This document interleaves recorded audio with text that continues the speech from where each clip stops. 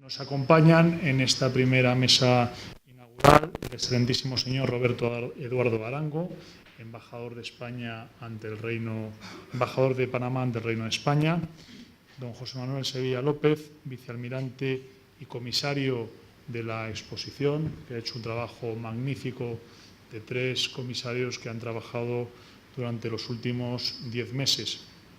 Don Mariano Cuesta Domingo, catedrático de Historia de América de la Universidad Complutense. También quiero saludar al excelentísimo señor almirante director del Museo Naval que nos acompaña y a todos ustedes. Y sin más preámbulo, le cedo la palabra al catedrático de Historia de América de la Universidad Complutense, al señor Cuesta Domingo.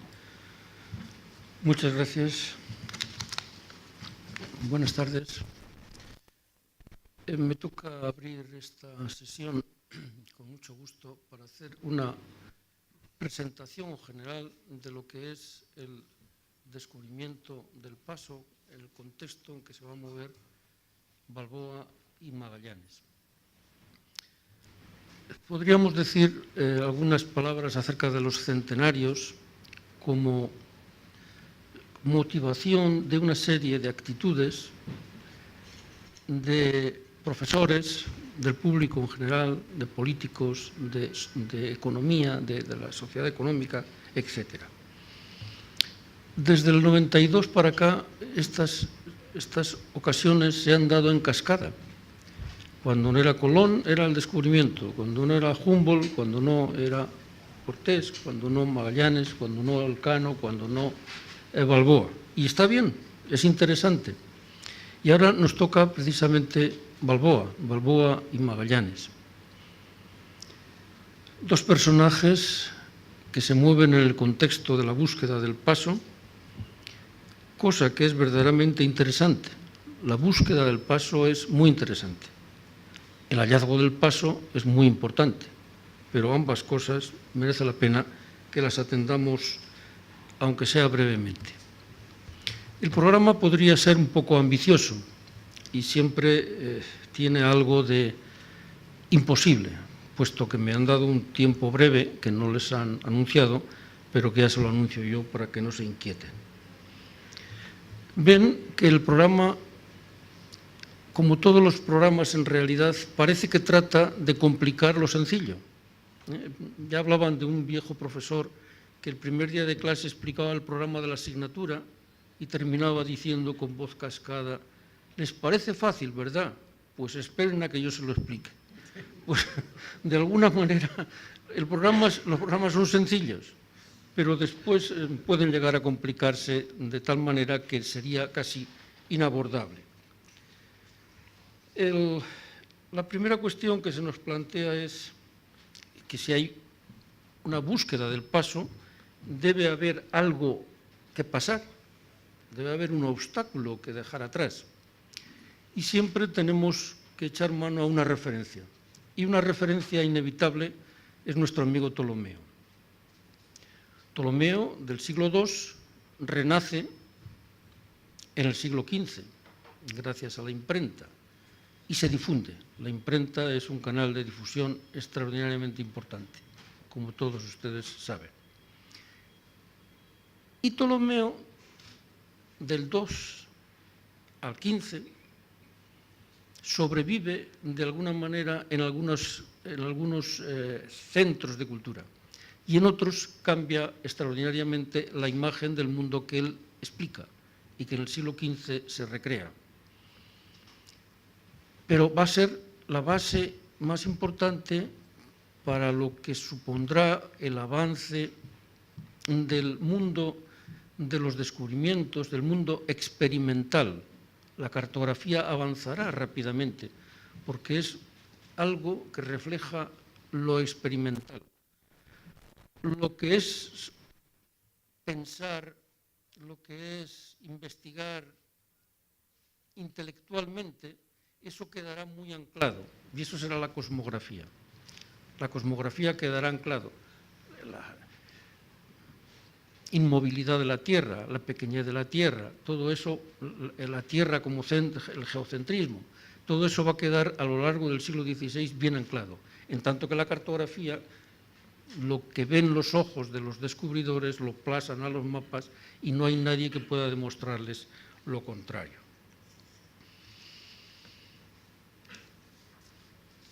De Ptolomeo, la evolución en el siglo XV va a dar lugar a un mapa poco conocido físicamente, recreado también, que es el mapa de Toscanelli. Si bien el de Ptolomeo anterior, yo necesitaba un puntero, porque si no, no voy a poder indicar nada. No sé si lo tenemos. En todo caso, ustedes lo conocen y yo se lo indico y lo ven.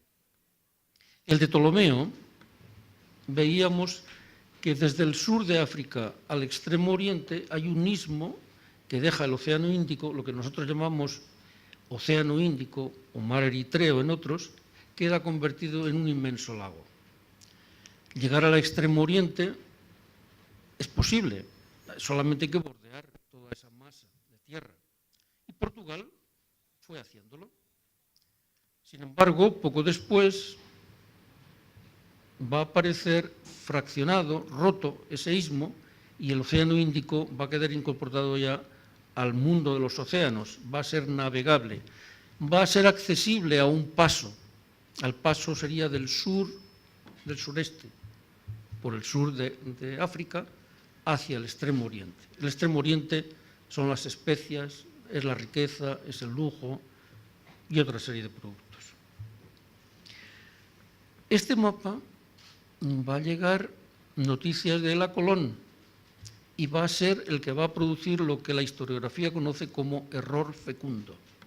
Va a permitir a Colón construir un error, construir un proyecto erróneo que tiene éxito, contra todo pronóstico también. Ese proyecto se crea sobre esta imagen y da la solución de que el mundo es más pequeño, el globo terrestre es más pequeño de lo que es. Esa es la idea que se difunde. Y en ese mundo tan pequeño, el viejo mundo, en esa tierra tan pequeña, el viejo mundo se plantea como más grande de lo que es. Así que si el tamaño del ecúmene, de la tierra habitable y habitada, es más grande en un mundo más pequeño, la unión de los extremos, por el otro lado, es factible.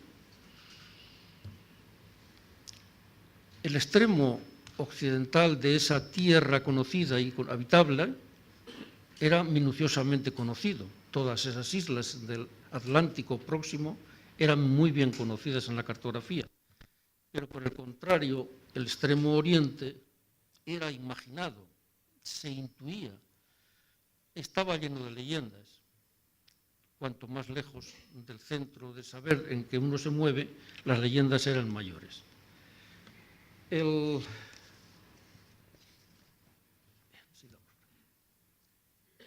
Ya en 1488 vemos, y en ese mapa vemos algunos puntos que lo marcan, cómo es accesible 1488, o sea que Colón está ya en Castilla. Puede, con las noticias de Toscanelli, recibido a través de la familia política, construye su proyecto y además hay algunos mapas que lo justifican, como es este mapa de Enricus Martellus Hermanus o el globo de Martín Behaim, que es el primer globo famoso que hay, está en Nuremberg.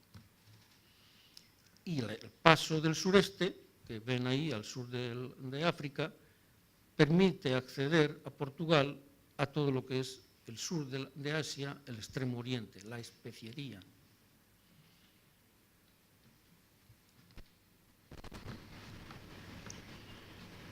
Pero si miramos el mapa en esquema, vemos que desde el extremo occidente, extremo de África, extremo de Europa, al extremo oriente, extremo de Asia, hay un trayecto accesible a las naves de la época según ese proyecto, según esa pequeñez de la Tierra y esa magnitud del viejo mundo. Y ahí es como se traza la primera ruta descubridora hacia el oeste, que se ve en una línea, en esta línea. O sea que saliendo desde un extremo, en vez de hacer el recorrido de las naves portuguesas hasta el extremo oriente, si está tan cerca, es mejor trazar una línea siguiendo los paralelos. Y eso es el extremo, los dos extremos y el punto que se alcanza. El descubrimiento de América en realidad no fue más que ese punto y esas dos líneas. Ese fue el 12 de octubre y días sucesivos del primer viaje de Colón. El descubrimiento de una isla muy poco representativa desde el punto de vista geográfico de lo que es el Nuevo Mundo, muy poco representativa desde el punto de vista antropológico de lo que había en el Viejo Mundo. Pero es el descubrimiento. Tiene un valor simbólico importante, tan importante que fue un asunto internacional muy notable, que llegó a presentar ideas de deslinde de navegaciones, que no, sin embargo, reparto de mundo, como algunas veces se ha dicho. O sea que saliendo hacia el oeste, en principio aparece una pequeña isla y dos puntos en la costa, digamos, de islas grandes y alguna otra isla pequeña, eso que veíamos antes. Pero va a aparecer una barrera, va a aparecer un obstáculo que necesita ser pasado, porque el objetivo es el extremo oriente, que está al otro lado del obstáculo. Esta es la realidad. Una realidad esquemática. Si lo vemos sobre un mapa, a lo mejor nos parece más presentable así, pero sigue siendo una barrera. O sea, América, lo que conocemos como América, lo que es el Nuevo Mundo, lo que fueron las Indias, fue un formidable obstáculo, no fue el objetivo. Cuando se demostró que el objetivo era más importante que el obstáculo, entonces ya sí. Muchas gracias. Esto lo que hace es complicarme más la vida. Así. ¿Es verdad? Pues lo descomplicamos. Porque no se voy a saber qué hacer con ello. ¿Puedo borrarlo? Sí. Aquí. Ya, muchas gracias. Pero la casa ha quedado muy bien. Bien, sigue siendo un obstáculo al que ahora le hemos puesto una figura que nos lo hace más comprensible. Ya sé que no lo necesitan, pero algunas veces los profesores son unos pesados. Y en ese obstáculo se excava. Esa barrera que aparece es excavada por la proa de los barcos. O sea, es como si fuera de material plástico que al chocar con una serie de navegaciones va tallando esa, y va tallando con una serie de navegaciones que vamos viendo con insistencia en una década prodigiosa de actividad. Y sale, naturalmente, la primera imagen de ese nuevo mundo que ustedes pueden disfrutar en el Museo Naval si es que no lo han traído a la exposición, que supongo que no. Una copia, pero nadie lo diría al ver lo bien hecha que está. La primera gran imagen del Nuevo Mundo que parece, como digo, que ha sido excavada por la proa de los barcos. Y algunas imágenes más titubeantes. Esta es la última que ha aparecido en el mercado y no sé si está muy firme. Pero una búsqueda del paso insistente y trabajosa. El cuarto viaje de Colón, que es este que tenemos ahí dibujado, vemos cómo al tocar en Centroamérica está buscando un paso insistentemente, como si fuera con un bastón de ciego, golpeando la costa de lo que llamaríamos hoy Honduras, porque el barco va en dirección contraria a sus intereses que era ir al oriente. Entonces, poco a poco, en cuanto encuentra un obstáculo, entra por él, va reconociendo táctilmente la costa. De forma que cuando cambia de orientación puede exclamar eso de gracias a Dios, que aparece con un nombre en el cabo, de gracias a Dios. Y sigue orientado hacia el sur y cada vez que encuentra un entrante importante va a buscar el paso por ahí. Esto, ustedes lo conocen muy bien, es suficientemente importante identidad como para pensar que por ahí puede haber un paso, como puede haber un paso por todos esos lugares donde se buscó y que ahí están indicados, y no voy a entretenerles quitando la palabra a mis colegas y amigos. O sea, cualquier entrante importante en la costa permitía pensar en la existencia de un paso. Y naturalmente que Chiriquí, Bocas del Toro, es un paso muy importante. Mucho más importante, más notable que la desembocadura del río San Juan, por ejemplo. También se buscó y se intentó, y en el siglo XIX se hicieron proyectos importantes para hacer lo que hicieron en Panamá. Y se va configurando un nuevo mundo que va a aparecer ahí pronto, siempre con algunos errores. La cartografía no es perfecta, pero es un nuevo mundo que va a tener un tamaño continental. Ya no es una islita pequeña, no es una isla grandecita, sino que la desembocadura de un río como el Orinoco hace pensar que eso no es cualquier cosa, que eso es un gran continente. Y en el mundo de confusión, de dudas, aparece el viejo y nuevo mundo en una relación extraña. Si ven ese fragmento de la carta de Ptolomeo, tiene el istmo que un extremo y extremo del sur, extremo de África con el extremo oriente, que se rompió en el siglo XVI gracias a las navegaciones de los portugueses. Pero si ven el mapa inferior, ven que en la parte de la izquierda está Asia, sigue hacia abajo el istmo centroamericano y continúa con el Nuevo Mundo. 1507, 1509, hay dudas todavía en algunas mentes, que por otra parte son mentes de primera fila, en cómo se configura ese mundo. El paso no ha sido hallado.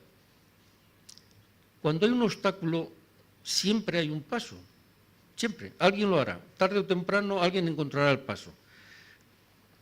Alguien encontrará el paso sobreponiéndose al objeto. Balboa. Alguien encontrará el paso bordeando el objeto. Según qué interés importe más, se dará mayor énfasis a una cosa o a la otra. Otro de los pasos presuntos es el paso del Río de la Plata. ¿Cómo pensar que eso no es un estrecho viendo la desembocadura del Río de la Plata? Lo lógico es pensar que eso es un paso. Es mucho más ancho que el paso de Gibraltar. Solís, como saben ustedes, perdió la vida ahí en unas escenas en algunas de las cuales aparece un problema un poco singular. La antropofagia no es un problema singular de un punto determinado, de la isla de Guadalupe o de la Amazonía o de cualquier otro lugar. Tiene unos valores más generales. Lo que sí es peculiar es esta forma de presentarlo, que casi invita a participar en él. Y aquí tenemos un personaje del que seguramente nos van a hablar hoy. Es el personaje mejor tratado por la historia, mejor tratado por los políticos y mejor tratado por las sociedades por las que él pasó. Yo no sé por qué, pero es el mejor tratado por todos.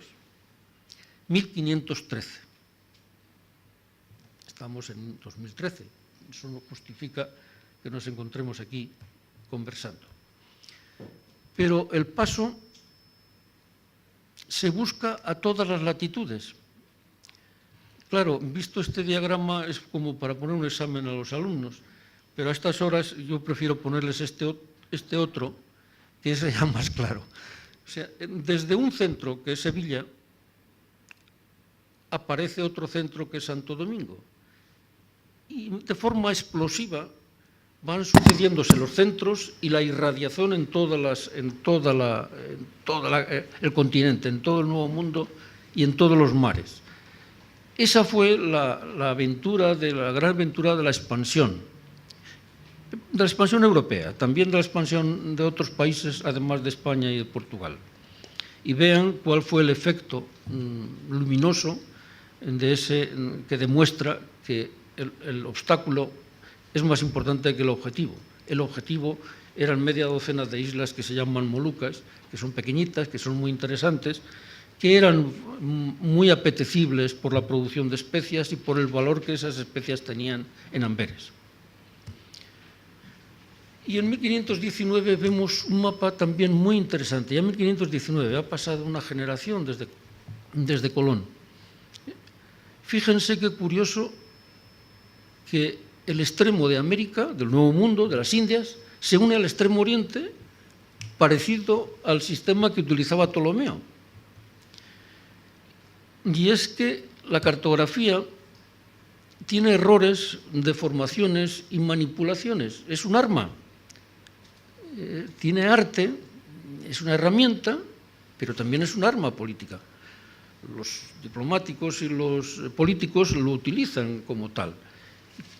Y en el siglo XVI, Portugal tenía interés en que Castilla no tuviera paso a un posible estrecho, a un posible paso, que no pudiera alcanzar un estrecho. ¿Cómo? Tratado de Tordesillas, línea meridiana que permite no sobrepasar a Portugal, pero también Castilla tenía que acceder a ella para proyectarse más adelante.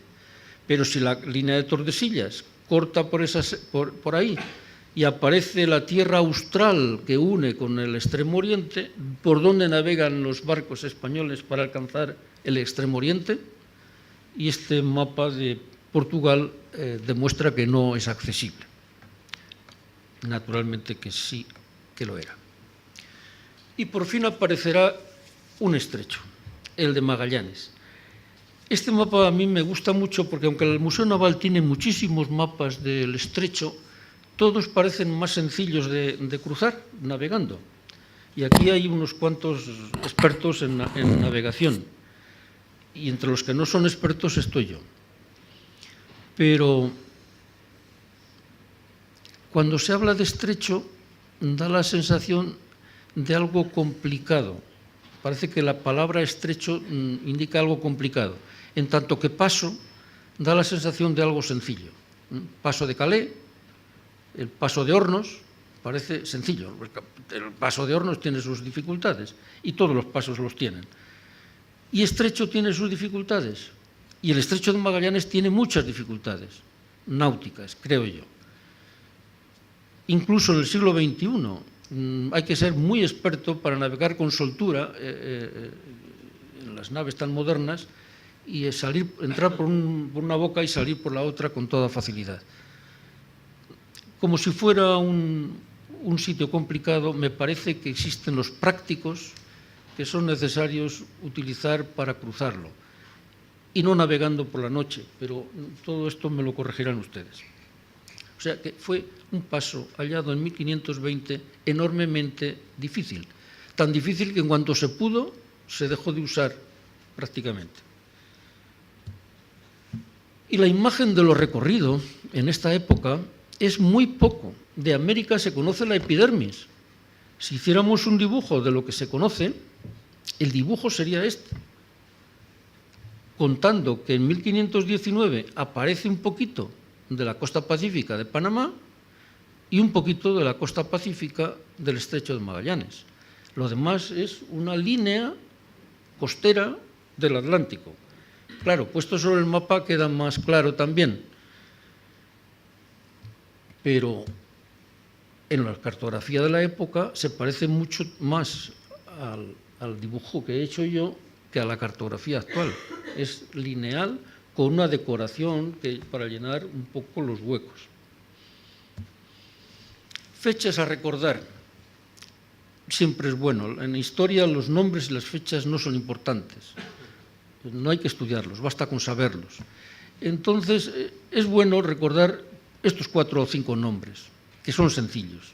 Vasco de Gama, Diego López de Siqueira, Malaca. Llega a Malaca y el virrey siguiente consigue enviar una expedición de Malaca a Molucas, que era el objetivo, tanto para Portugal, por un lado, como para Castilla, por el otro. 1511. 1513, un portugués alcanza China, la costa del Pacífico en China, pero alcanza la costa del Pacífico en China mirando al continente, o sea, mirando a tierra firme, mirando a China. Y en 1513, Balboa, curiosamente en 1513, llega al Mar del Sur con la vista puesta en el océano, o sea, en el oriente también, de forma que las expectativas oceánicas eran más abiertas para los barcos que pudieran ir de Castilla que para los de Portugal, que habían llegado ya a la meta, mientras que los otros no. Y en 1520, como ven, como recuerdan, y es innecesario, pero siempre es oportuno verlo de un solo golpe, Magallanes ya encuentra el paso. El paso significaba sobrepasar un obstáculo. El obstáculo tenía 16.000 kilómetros de largo y por algunos sitios 7.000 kilómetros de ancho. O sea, era un obstáculo bastante considerable. ¿Y qué había al otro lado del obstáculo? Para llegar al oriente faltaba cruzar nada menos que una masa oceánica que es un tercio de la Tierra, ¿no? Si un globo se puede ver en 3 fotos, esto ocupa una entera y es el Océano Pacífico. En el Océano Pacífico vemos 1513, Balboa, 1513, Portugal, en China, 1511 es Malaca, Molucas. 1513, 1519 va a ser un año fantástico. Magallanes sale a la vuelta al mundo, encuentra el paso en 1520, en 1519 Cortés empieza su aventura. En 1519 es elegido Carlos V como Carlos I, como Carlos V. En 1519 se publica la primera suma geografía de América, la suma geográfica de Fernández de Enciso, etc. Y en el otro extremo, 1513, tenemos a Portugal, y 1511 y 13 en el extremo oriente, y en 1521 Magallanes alcanza las Islas Filipinas. No alcanzó las Molucas, pero sí las Filipinas. Y tantas navegaciones por el Océano Pacífico hizo que se expresara bajo el epígrafe que después van a ver dentro de un rato, del lago español. Era un sitio donde navegaban fundamentalmente españoles, recreándose un poco en una figura portuguesa de la política do segredo. No digamos que es la misma política, pero sí tenían interés en no divulgar sus mapas, sus descubrimientos, lo que hizo que otros que habían cambiado ya las condiciones, cuando recogieron los mapas, hicieron los viajes, aprovecharon los mapas, viajes, cambiaron la toponimia y lo difundieron. Y es los nombres que encontramos hoy en el Pacífico que dan nombre precisamente a descubrimientos españoles.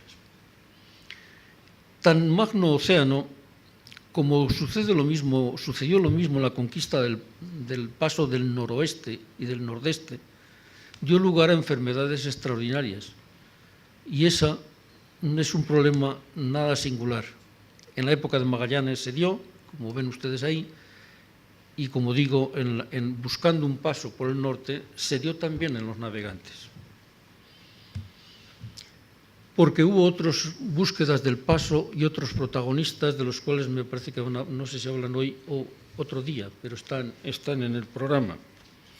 Otros protagonistas que a todas las latitudes del continente buscaron un paso. Digamos que el mundo, decía alguien, era demasiado pequeño para tanta ambición. Casi con esa frase se podría terminar, porque parece campanuda. Sin embargo, me voy a permitir ponerles un añadido. Este verano la prensa sacó este mapa. Era la búsqueda del paso por el norte.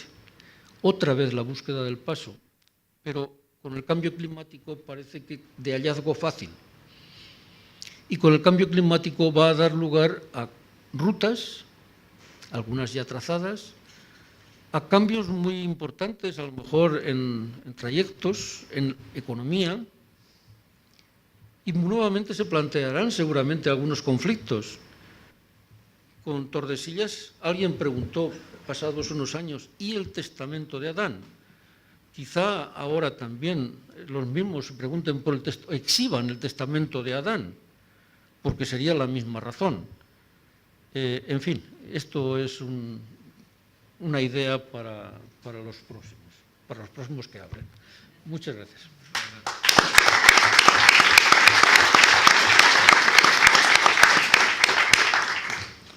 Muchas gracias, profesor, por tu tan interesante didáctica y visual conferencia.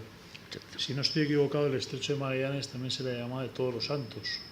Sería por la dificultad y porque uno se encomendaba a todos los santos antes de seguramente, pasar, ¿no? Esa es una buena explicación.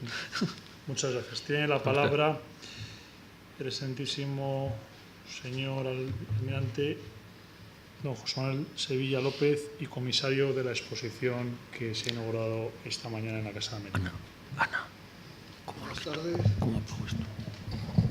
Buenas tardes, señoras y señores. Aquí. Yo les voy a exponer de una forma general en qué consiste la exposición que hemos montado en la Casa de América. La exposición se ha montado, yo soy uno de los comisarios, porque los otros dos comisarios que están aquí presentes son doña Pilar Sampío Aladrén y doña Carmen López Calderón. Esto es un trabajo que hemos hecho durante bastantes meses y que hemos pretendido hacerlo de una forma cronológica y ordenada para que se pueda, con mucho texto, para que se pueda seguir de una forma sencilla todas las vicisitudes de los descubrimientos españoles. Está dividido en dos partes. La planta baja corresponde a los siglos XVI y XVII y la planta alta corresponde al siglo XVIII hasta nuestros días.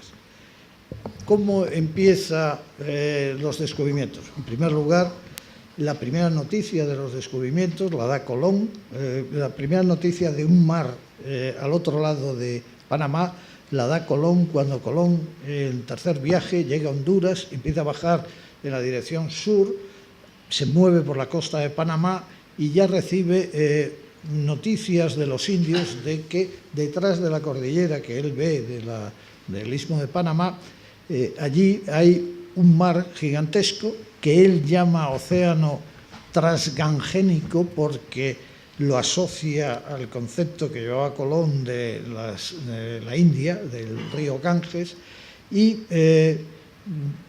la obsesión de Colón no es pasar al otro lado. Él considera que más adelante, hacia la zona de Venezuela, en la zona de Darién, por ahí tiene que haber un paso, en lo que acaban de explicar el anterior a mí, que por esa zona tiene que haber un paso que va a comunicar el Atlántico con ese nuevo mar.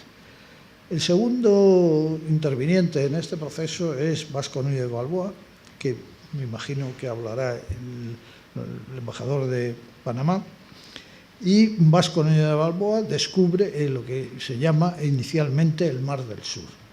Les estoy escribiendo un poco la exposición.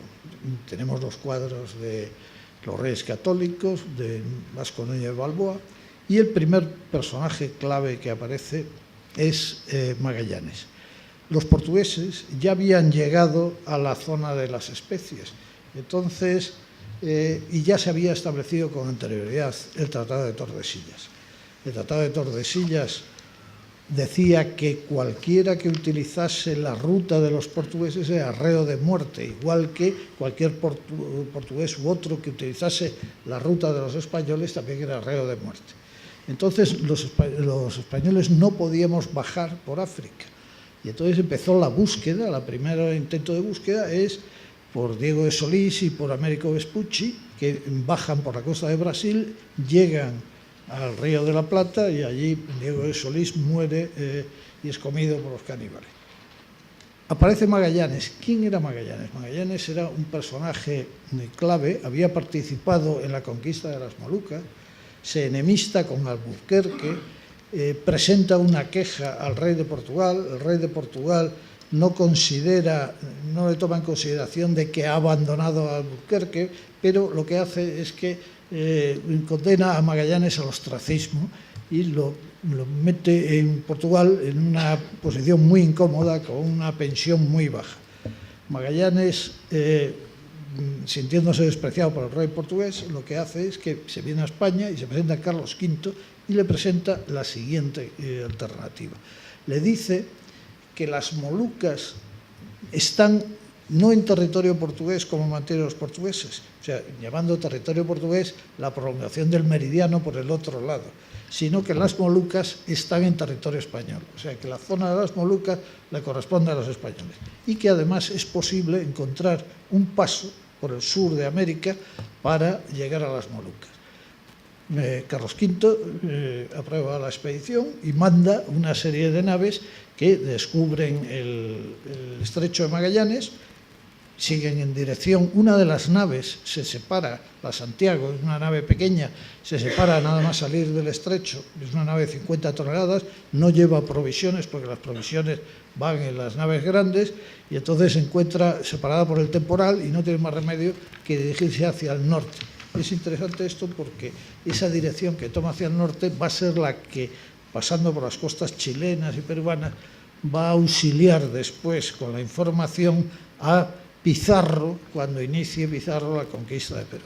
Pero bueno, la expedición sigue, llegan a la zona de Filipinas y allí muere Magallanes, un ataque de los indios, y los españoles ocupamos una isla muy pequeña que está al norte de las Molucas, que es la isla de Tidor, y allí se establece una base española, con lo cual ya se consigue establecer una base española en las Molucas.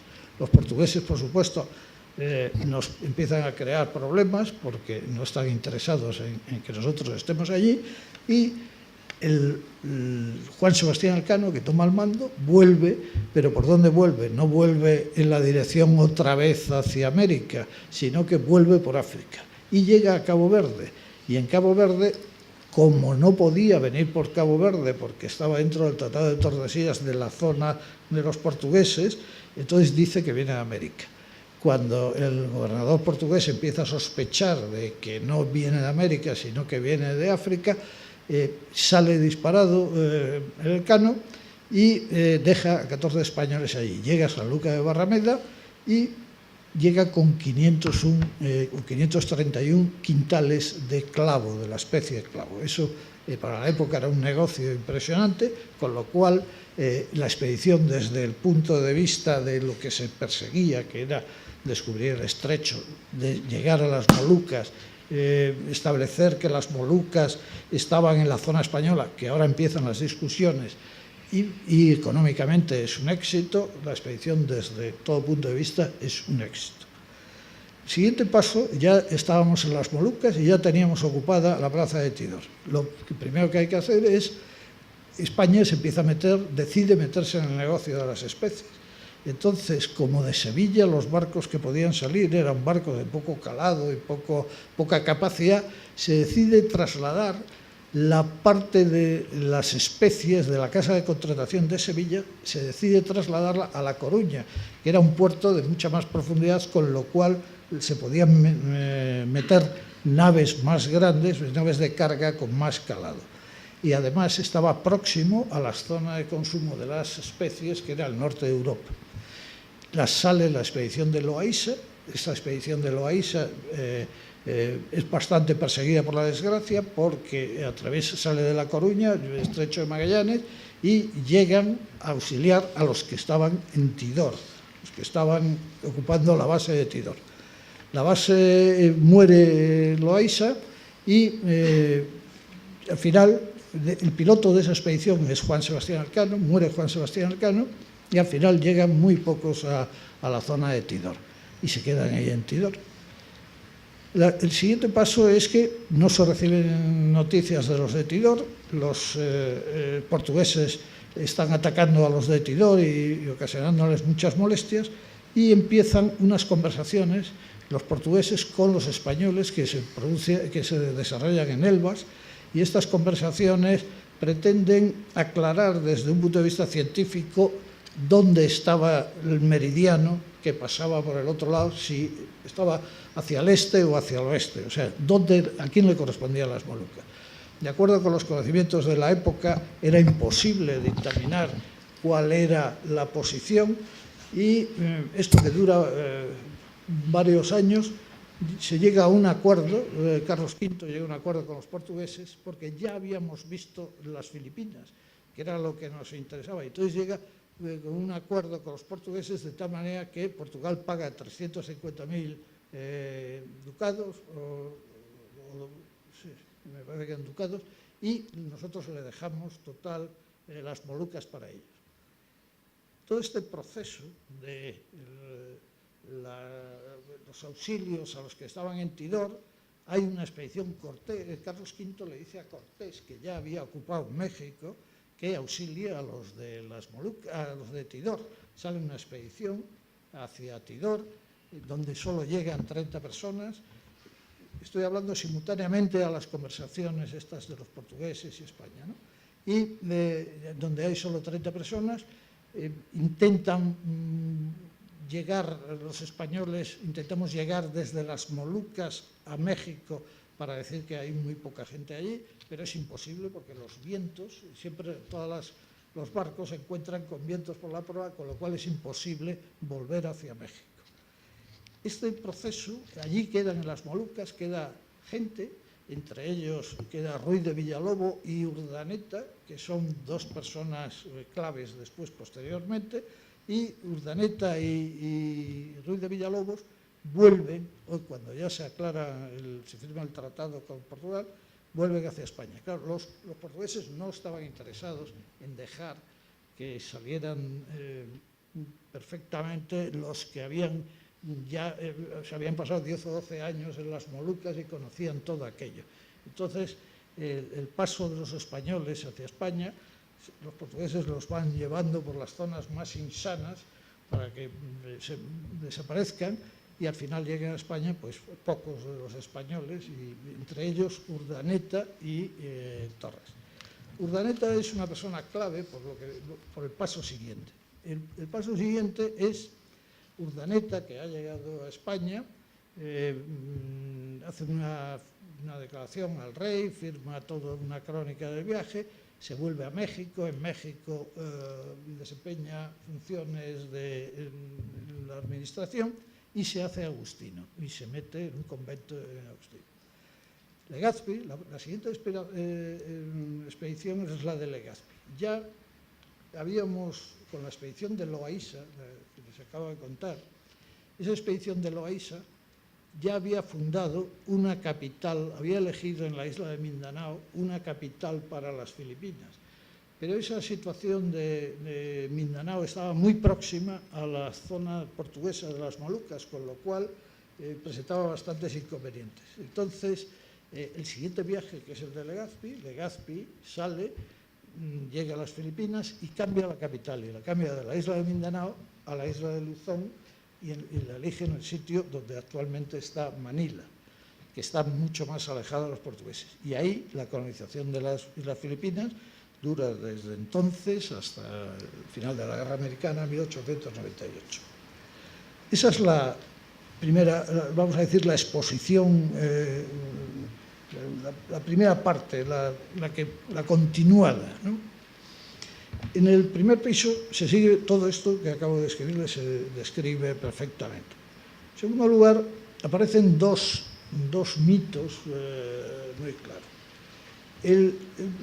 España, en los viajes que había hecho, tanto de Magallanes como, sobre todo Magallanes, y por las noticias de los viajes portugueses, en ningún sitio aparecen monstruos, en ningún sitio aparecen los pigmeos de Marco Polo, ni las amazonas, ni los hombres con las orejas tan largas que una la usaban de cama y la otra como frazada, ¿no? O sea, todo ese tipo de cosas no aparece. El secretario de Carlos V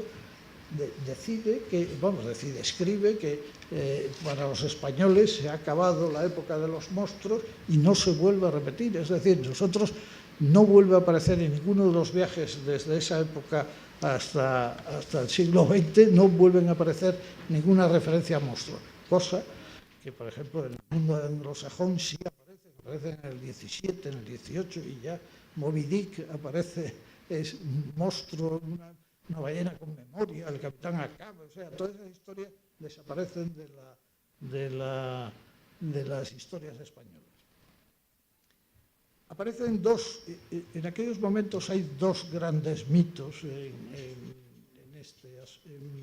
Pacífico. Uno es el mito de Ofir.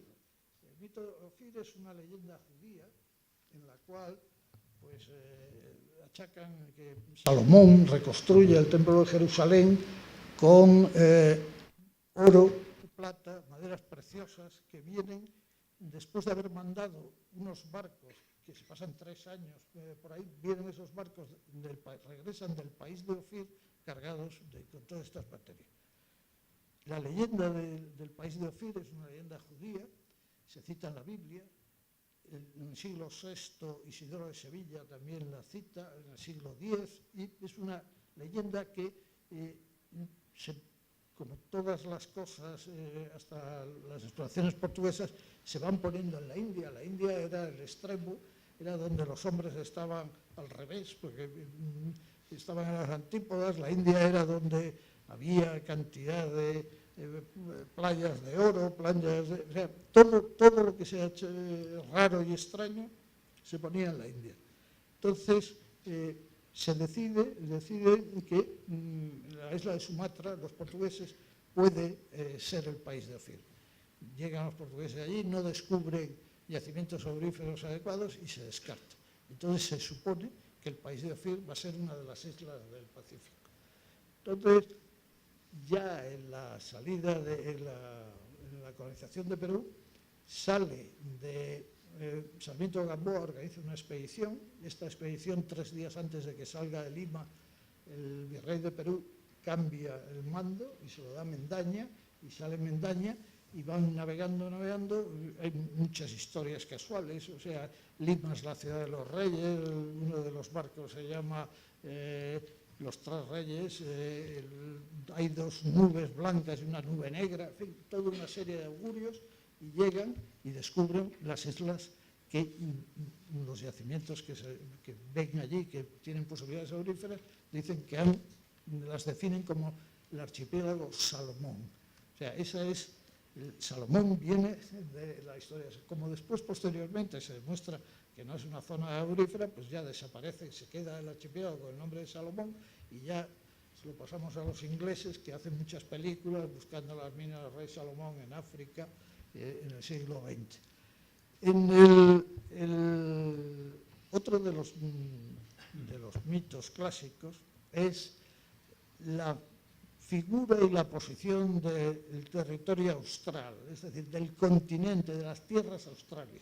El concepto de austral es del sur, o sea, de la zona del sur. Han citado en el plano de Ptolomeo, la posición del continente austral era una posición intuitiva de Ptolomeo, que la había considerado porque era necesario para mantener el equilibrio de las masas continentales. Entonces, hay un portugués también del servicio de España, que se llama Quirós, y este convence al Papa, y el Papa a su vez convence al rey de España de que hay que organizar una expedición para descubrir el continente austral. Sale Quirós, y Quirós llega a las Nuevas Hébridas, que son unas islitas chiquititas que están muy altas, pero Quirós llega y dice que eso es el continente austral. Y uno de los pilotos sale, da la vuelta a la isla y dice, esto es una isla y tal. No, este es el continente austral. Y empieza a alabar el continente austral, escribe un libro que es el Memorial número 8, se traduce al alemán, al inglés, y total, que todo el mundo está convencido de que Quirós acaba de descubrir el continente austral, exagera el tamaño, dice que tiene un tamaño desde España hasta el mar Caspio, y durante 186 años nadie discute que Quirós ha descubierto el continente austral. Es una cosa curiosísima, porque ni siquiera Cook en 1788, ni siquiera Báez de Torres, por ejemplo, que que pasa por el estrecho de Torres y que va dando nombres al sur de Nueva Guinea y al norte de Australia, discute que eso es Australia, o sea, habla de Australia, y ni siquiera Cook, que pasa por el estrecho de Tasmania y que va dejando Australia al norte y que va dándole nombres, tampoco sabe que es Australia. O sea, Australia estaba ya descubierta por Quirós y se tardó mucho tiempo en darse cuenta de que era una isla gigantesca, pero que era una isla. Sí se dio cuenta un tal Philip, que en 1788 no iba en el viaje de Cook, pero entró en Australia, leyó la Constitución y los ingleses se quedaron con Australia, que había estado en la zona de demarcación española y que no nos habíamos enterado. El descubrimiento del tornaviaje de Urdaneta, bueno, no había citado que Legazpi, que llevaba a Urdaneta, que le había presentado la oferta de la expedición a Urdaneta en el convento que estaba él en México, se apuntó Urdaneta y 5 frailes y fueron para Urdaneta como piloto. Urdaneta, hay una situación ahí donde antes de llegar a las Filipinas hay un temporal y uno de los barcos de la expedición de Legazpi se separa, se dirige en dirección norte y llega en 45 días a México. Ese es un tema, claro, teóricamente ese es el descubridor del viaje de retorno, pero la realidad, o sea, históricamente se le supone que era Urdaneta, que había estado 12 años, como he contado antes, en la zona de las Molucas y que era un experto conocedor de aquella zona, el que presuponen que en la zona del Pacífico, igual que en el Atlántico, hay unos vientos en sentido circular que se van moviendo por las costas, o sea, por encima de la zona ecuatorial, y que con esos vientos que serían en la dirección Japón-México serían capaces de volver. Se meten, cogen rumbo norte, llegan hasta los 40-43 grados de latitud norte y cogen la vuelta por la zona de la corriente de Kuroshima. O sea, ahí hay dos cosas, hay los vientos que se mueven hacia la zona de California y también está la corriente marina de Kuroshima que ayuda a eso se llama el tornaviaje. Y el tornaviaje fue clave para la programación después de 10 años después de su descubrimiento en 1565 hasta 1812 para establecer una línea comercial continua que salía de Acapulco, llegaba a Filipinas, salía de Acapulco con plata acuñada, llegaba a Filipinas, allí compraban y embarcaban las mercancías chinas que habían traído los chinos de la China a los chinos de Filipinas, cargaban eso, subía en dirección norte y llegaba hacia las costas californianas, de allí bajaba a Acapulco, de Acapulco por tierra lo llevaban a Yucatán y de Yucatán por mar a Sevilla. Y entonces se estableció toda esa línea que hay que tener en cuenta que a lo largo de toda esta historia que se acaba de contar, de 1565 a 1812, solo se perdieron tres galeones. Uno, apresado por los ingleses, por bastante casualidad, y dos, que no se supo qué es lo que le pasó, pero que se supone que se perdieron en algún temporal. Hay una descripción del mar de las rutas estas del galeón de Manila y con esto cerramos ya la planta primera. El siglo XVII hay diversas exploraciones, pero no las hemos expuesto. Son exploraciones menores. También en el siglo XVI explicamos el tema de Cortés. Cortés no solamente auxilia a los de Tidor, sino que el rey le da orden de que explore hacia el norte las costas del Pacífico, tanto la costa americana del Pacífico como la del Atlántico, en búsqueda de un paso del Atlántico al Pacífico. Cortés llega descubre California, el Golfo de California, se meten por el río Colorado, 80 kilómetros, salen de la zona del Golfo de California, la Baja California, y llegan pretenden explorar cuanto más puedan porque el galeón de Manila no vuelve Manila a Acapulco, sino que se mueve casi en dirección horizontal a la altura de Japón, y entonces el galeón llega a la zona de California más alta, y allí intentan poner una serie de puertos que sirvan de punto de contacto al galeón de Manila para que después pudiera hacer un viaje de esos puertos a Acapulco, un viaje más tranquilo. Entramos ya en el siglo XVIII, que es en la planta superior, y en el siglo XVIII es un siglo para España de muchos cambios. En primer lugar está la Guerra de Sucesión de 1700 a 1713, la implantación de una nueva monarquía, de los Borbones. Es el siglo de la Ilustración, aparece todos los movimientos intelectuales europeos, el dominio de la razón, y España sufre una revolución en el sentido ideológico y en el sentido de intentar, ya hay una revolución científica, los aparatos de situarse, la medida, los levantamientos hidrográficos son mucho más precisos, se descubre cómo posicionar un barco en mitad de la mar, porque hasta entonces la latitud de las dos coordenadas que sitúan un punto en la mar son la latitud y la longitud.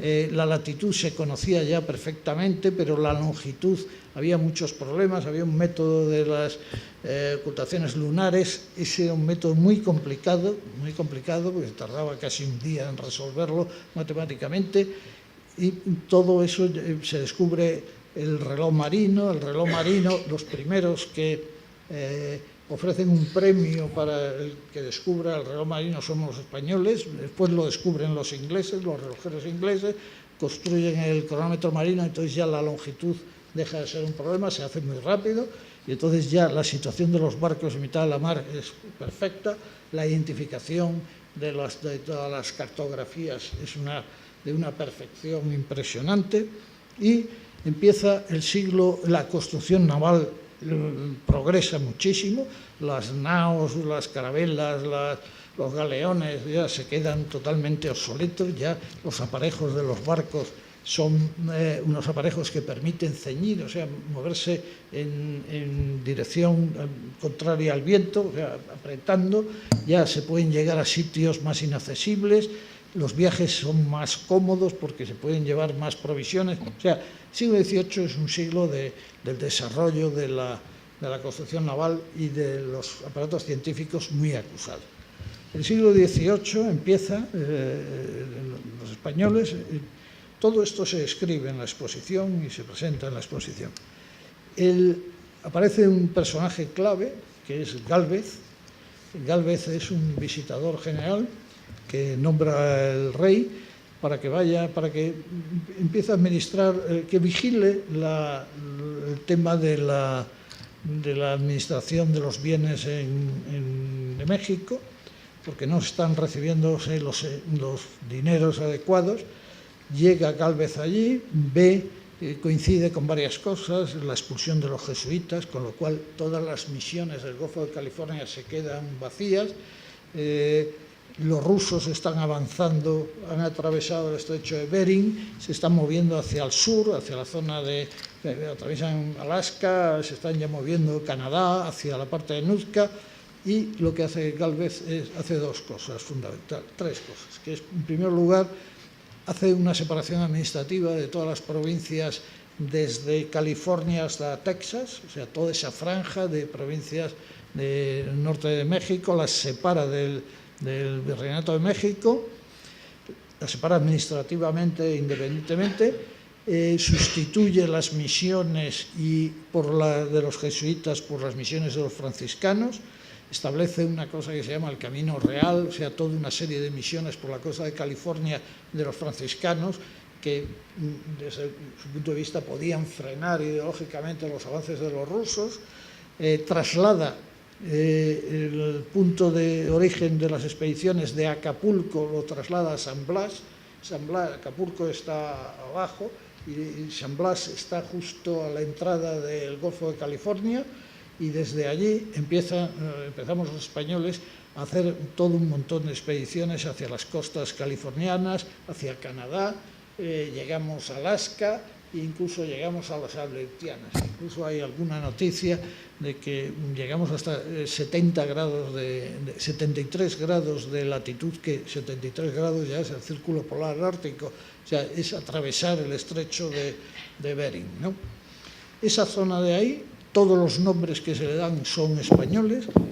Simultáneamente, los países europeos empiezan a crear grandes expediciones, Bougainville, Cook, o sea, empiezan a crear grandes expediciones, y entonces en España crece la preocupación de que esas expediciones vayan produciendo asentamientos por los sitios donde están pasando, y empieza, pues nosotros mandamos a Bodega y Cuadra que explore todo el Pacífico Sur, recorre la isla de Pascua, toda esa zona del Pacífico Sur, para ver si los ingleses o los franceses o los holandeses han dejado asentamientos o están realizando tráficos no permitidos, me refiero, no tráficos, porque España se reservaba todo el tráfico, y si están realizando tráficos por aquella zona.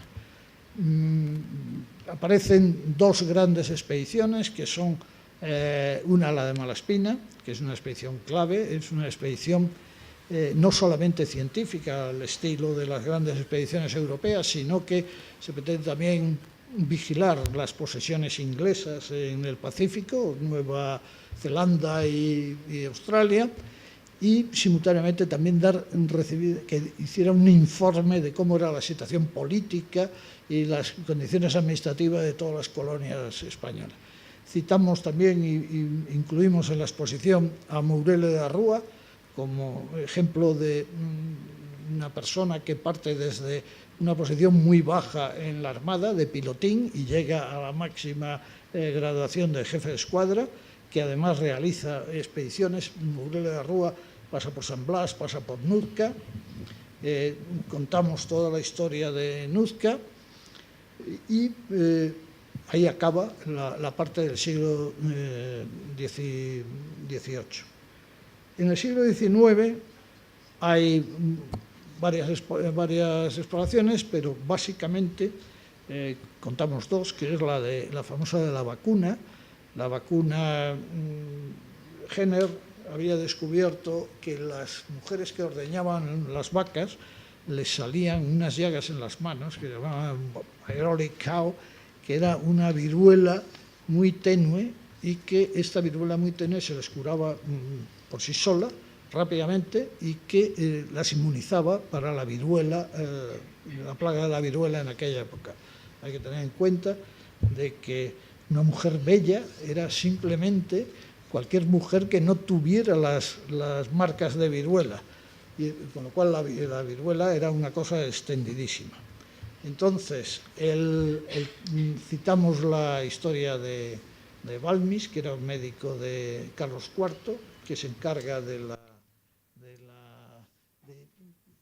transmitir, o sea, llevarse 22 niños del hospicio de La Coruña, y un niño portando la viruela esta tenue, y cuando se va curando se lo va pasando al siguiente, llegan a América, distribuyen la viruela por toda América, todo México, y la llevan a Filipinas y acaban con el problema de la viruela en las zonas españolas.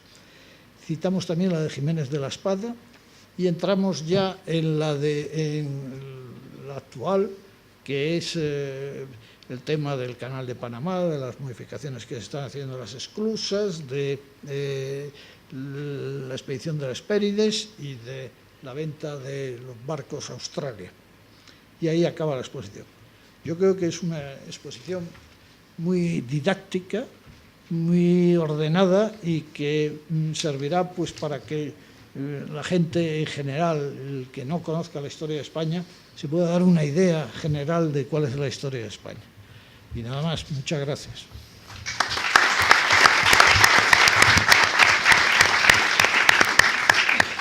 Querido almirante, muchas gracias por tu trabajo en estos meses, acompañado de Carmen y de Pilar, las dos comisarias, los tres comisarios que habéis trabajado incesantemente en que esta exposición tenga la calidad que reúne.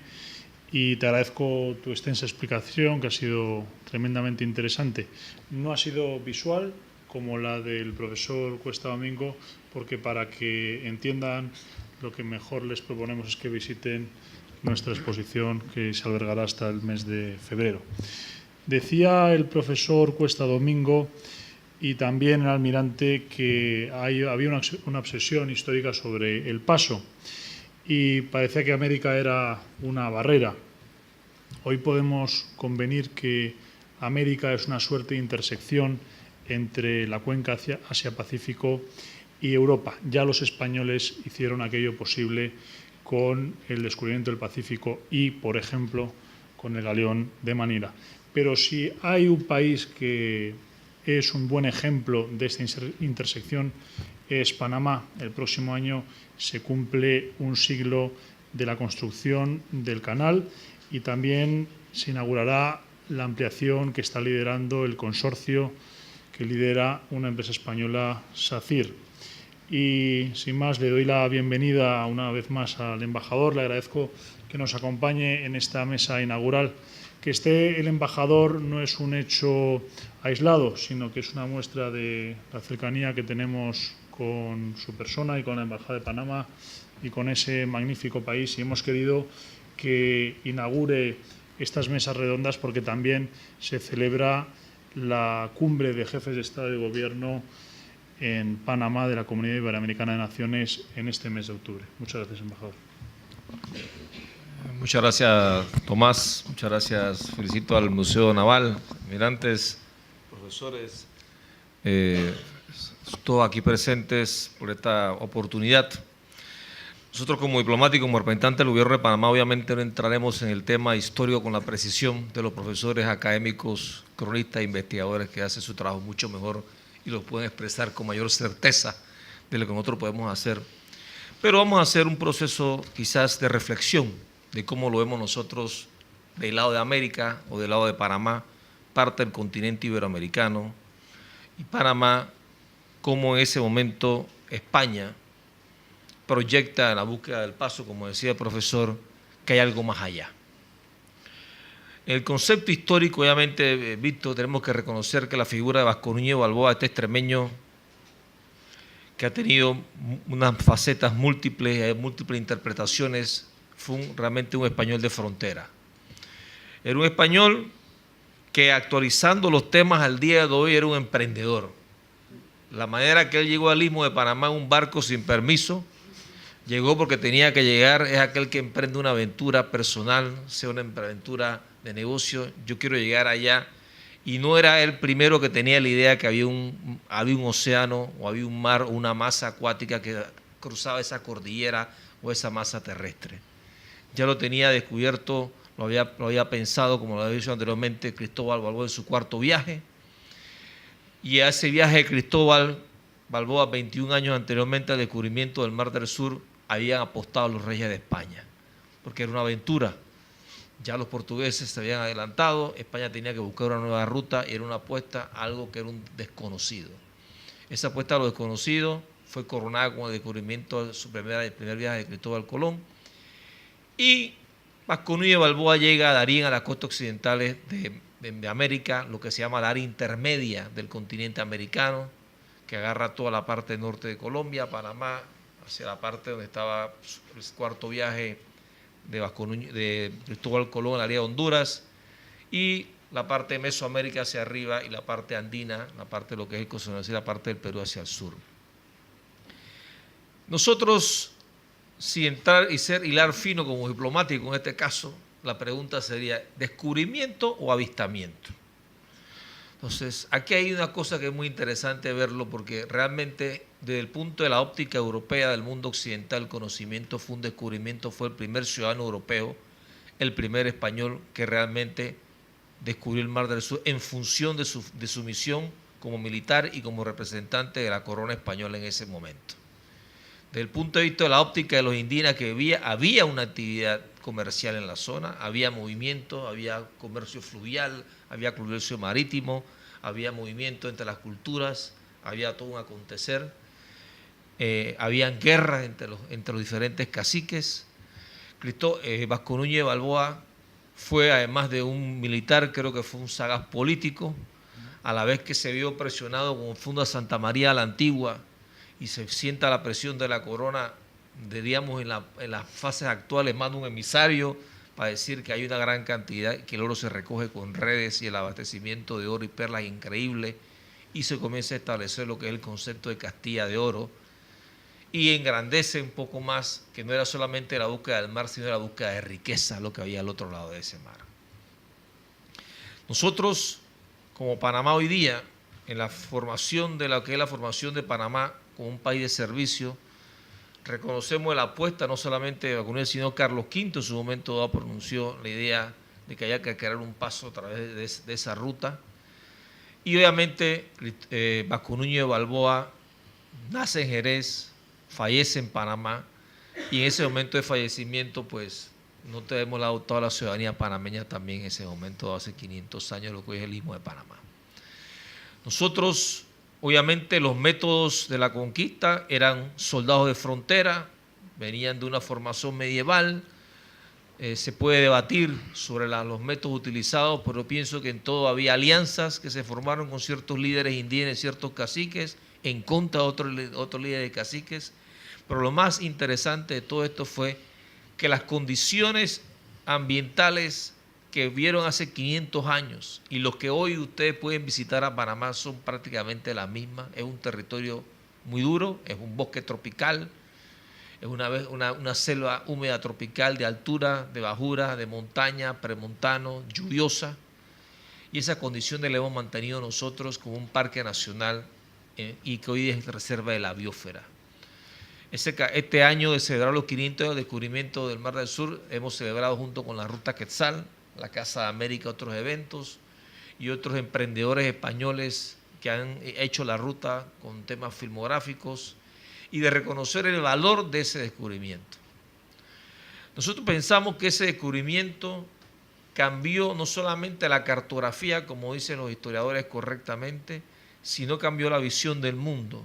Y en caso de Panamá, se reevalúa la participación en el descubrimiento de Panamá como plataforma hoy día logística para las Américas. Hace 500 años era plataforma para el efecto colonizador y que fue escuela de frontera para muchos de los descubridores que se desplegaron por todo el continente americano, uno hacia el sur y uno hacia el norte de México a llegar hasta California. Dentro de ese contexto, nosotros vemos la presencia española en el evento de Balboa junto con el descubrimiento de América y el de Magallanes como los tres eventos más importantes en el proceso de la expansión del Imperio Español.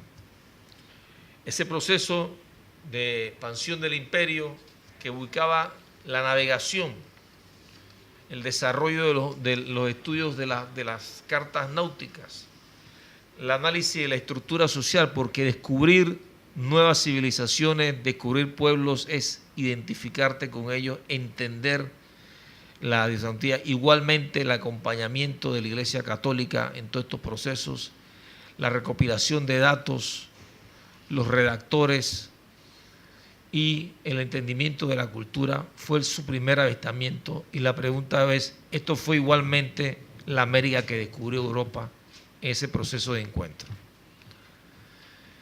Y es que el proceso de descubrimiento en la Escuela de Fronteras eran procesos de ordenanza plenamente establecidos por la corona y el ordenamiento venía de la parte imperial.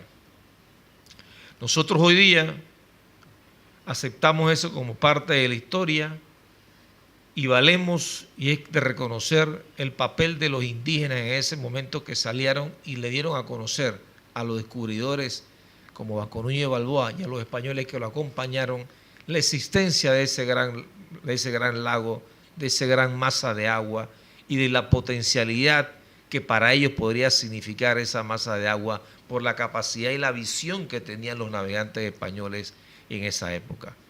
Las pequeñas embarcaciones que utilizaban nuestros indígenas era para su comercialización en áreas muy cercanas y los diseños y la capacidad del diseño náutico de la navegación española le permitía no solamente cruzar en ese momento lo que era el mar Atlántico, sino la posibilidad de seguir expandiendo fronteras en el Pacífico. Y es que hoy día el Pacífico ocupa, que es el 30% de la superficie terrestre, y donde, tomando nota en función, genera aproximadamente el 70% del volumen mundial de comercio, y hay arriba de 40 países que tenemos nuestra vertiente en el Pacífico, es un jugador importante en la economía mundial. Nosotros, como países hermanos con España, celebramos este año en Panamá la Cumbre Iberoamericana de Jefes de Estado. Celebramos también un año, los 500 años del descubrimiento del Mar del Sur, que es un proceso. Balboa lo tenemos muy bien ubicado en nuestra moneda, la moneda nacional es el Balboa, lo tenemos bien ubicado en nuestra principal vía pegada al mar, que es la avenida Balboa, y lo tenemos bien escrito con diferentes versiones y diferentes puntos de vista de la historia dentro de nuestro país. Hay factores en contra, hay factores en favores, pero todos son historias. Y lo importante es que se acuerden de ti. El día que no escriban de ti, preocúpate. Y yo pienso que en este caso específicamente, Vasco Núñez de Balboa sí fue un avanzado. Fue un emprendedor. Yo pienso que ese emprendimiento, esa capacidad de negociación, poniendo al lado la metodología que haya podido ubicar y que pueda ser juzgada hoy día con diferentes enfoques, sí se aventuró. Fue aquella persona que políticamente mandó sus emisarios a la corona, fue aquella persona que se aventó y se adelantó a ser el adelantado del Mar del Sur y que trató de negociar su posición como adelantado, obviamente hasta que llegó Pedro Arias Dávila y le acabó el cuento. Pero nosotros, hoy día Panamá reconoce que después de ese descubrimiento, de paso, se establece la aduana de Portobelo, se establece la base de operaciones para la conquista española, como le expliqué, en ambos litorales del Pacífico. Muchos años, 300 años después, o 400 años después, se establece el tren interoceánico, el primer tren interoceánico para abastecer y mover la mercancía, lo que era el Gold Rush en California, y se establece el comienzo del Canal de Panamá. El Canal de Panamá cambió el escenario, igual que el descubrimiento, pero lo consolida lo que fue el descubrimiento hace 500 años. Es la consolidación y la operación conjuntamente con el gobierno americano que lo ejecutó en ese momento dado, de que este era un paso efectivo, que este era un paso que era cónsono con la realidad marítima mundial. Nosotros hemos abocado a un proceso de expansión de ese Canal de Panamá para duplicar su capacidad y para permitir el barco a aquellos barcos que no pueden pasar por el Canal de Panamá, que son los Post-Panamax, y que el movimiento del Canal de Panamá va a significar un paso importante, inclusive impactar puertos como Algeciras en España y los puertos como de Barcelona en España y muchos puertos en Europa. El caso del Canal de Panamá consolida nuestra vocación, que comenzó hace 500 años como un lugar ubicado estratégicamente.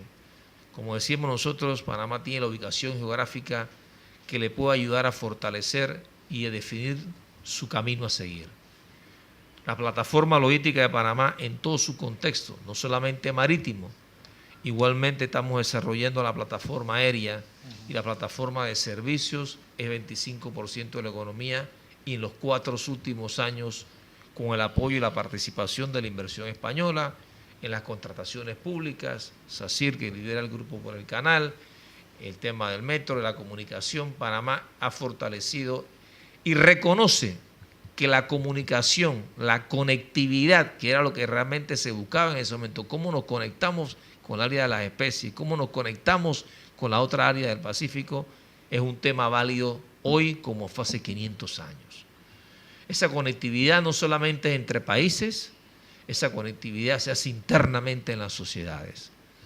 Esa conectividad entre países ha requerido y el fortalecimiento de nuevas legislaciones sobre el mar, el recrecimiento de tránsitos marítimos y el establecimiento de nuevas alianzas. Hoy América Latina camina hacia la Alianza del Pacífico con pasos firmes porque ve que el Pacífico es hacia su futuro.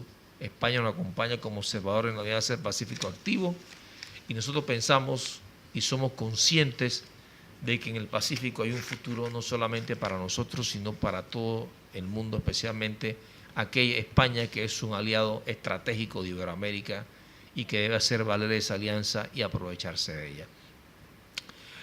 Por lo que Vasco Núñez de Balboa, en su fundación de Santa María la Antigua y su camino hacia el descubrimiento del Mar del Sur, posiblemente unos 25 días, no sé la exactitud, y mientras nos hemos puesto a leer el tema de historia para aprender un poco, uno decía en el 25, después decía que los textos de Oviedo decían que podía ser el 27, realmente que fue el 25 que llegó, y él llegó realmente el 29 a la parte del mar donde plantó los pies en el mar y se dio cuenta que esto no era un lago de agua dulce, sino era un mar, y la extensión era posible llegarla.